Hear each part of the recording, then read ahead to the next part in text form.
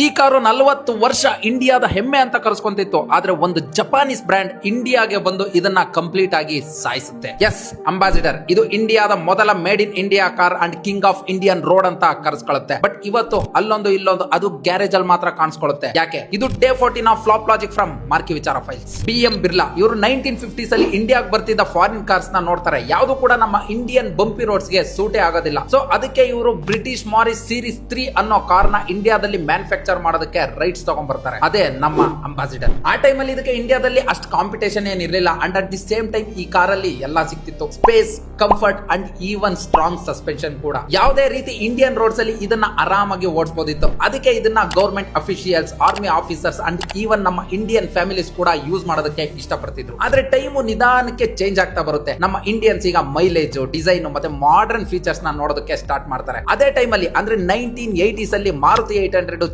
ಚಿಕ್ಕದಾಗಿ fuel efficient ಮತ್ತು stylish ಆಗಿ ಇಂಡಿಯನ್ ಮಾರ್ಕೆಟ್ ಗೆ ಎಂಟ್ರಿ ಕೊಡುತ್ತೆ. ಜನ ಸ್ಲೋ ಆಗಿ ಅಂಬಾಸಿಡರ್ ಇಂದ ಮೂವ್ ಆನ್ ಆಗ್ತಾರೆ. ಆಮೇಲೆ 1990s ಅಲ್ಲಿ ಹ್ಯುಂಡಾಯಿ, ಟಾಟಾ ಮತ್ತೆ ಫೋರ್ಡ್ ತರ ಪ್ರೀಮಿಯಂ ಬ್ರಾಂಡ್ಸ್ ಮಾರ್ಕೆಟಿಗೆ ಬರ್ತವೆ. ಬಟ್ ಅಂಬಾಸಿಡರ್ ಮಾತ್ರ still same old look, old engine ಮತ್ತೆ ಓಲ್ಡ್ ಕಂಫರ್ಟ್ ಅಲ್ಲೇ ಉಳ್ಕೊಳ್ಳುತ್ತೆ. ಹಿಂದೂಸ್ತಾನ್ ಮೋಟಾರ್ಸ್ ಏನು ಟ್ರೈ ಮಾಡ್ತಾರೆ ಹೊಸ ಇಂಜಿನ್ ಮತ್ತೆ ಹೊಸ ಇಂಟೀರಿಯರ್ಸ್ ನ ತರೋದಕ್ಕೆ. ಬಟ್ ಔಟ್ಡೇಟೆಡ್ ಟೆಕ್ನಾಲಜಿ ಮತ್ತೆ ಪೂರ್ ಮ್ಯಾನುಫ್ಯಾಕ್ಚರಿಂಗ್ ಇಂದ ಅವರು ಇದರಲ್ಲಿ ಕಾಂಪಿಟೇಷನ್ ಮಾಡೋದಕ್ಕೆ ಆಗಲ್ಲ. ಬೈ 2014 ಅವರ ಪ್ರೊಡಕ್ಷನ್ ಕೂಡ ಸ್ಟಾಪ್ ಮಾಡ್ತಾರೆ. ಇವತ್ತು ಅಂಬಾಸಿಡರ್ ಒಂದು ನಾಸ್ಟಾಲ್ಜಿಕ್ ಮೆಮೊರಿ ಅಷ್ಟೇ, not A car anymore. So lesson ಏನಂದ್ರೆ ಸಕ್ಸಸ್ ಬಿಲ್ಡ್ ಮಾಡಿದ್ರೆ ಸಾಕಾಗಲ್ಲ, ಸಸ್ಟೈನ್ ಮಾಡಬೇಕು. ಅಂಬಾಸಿಡರ್ ಏನೋ ನಮ್ಮ ಪ್ರೈಡ್ ಆಗಿತ್ತು. But innovation is not optional, it's survival ಅನ್ನೋ ಲಾಜಿಕ್ ನ ಅವರು ಮರೀತಾರೆ. ನಿಮ್ಮ ಹತ್ರ ಬ್ರ್ಯಾಂಡ್ ಇರಬಹುದು ಅಂಡ್ ನೇಮ್ ಕೂಡ ಇರಬಹುದು. ಬಟ್ ನೀವು ಮಾರ್ಕೆಟ್ ಗೆ ಅಪ್ಡೇಟ್ ಆಗಿಲ್ಲ ಅಂತ ಅಂದ್ರೆ ನೀವು ರೇಸ್ ಅಲ್ಲಿ ಸೋಲೋದು ಪಕ್ಕ. ಬರ್ದಿಟ್ಕೊಳ್ಳಿ. ಇನ್ನೊಂದು ಇಂಟ್ರೆಸ್ಟಿಂಗ್ ಸ್ಟೋರಿಗೆ ಫಾಲೋ ಮಾಡ್ಕೊಳ್ಳಿ. ಮತ್ತೆ ಸಿಗೋಣ.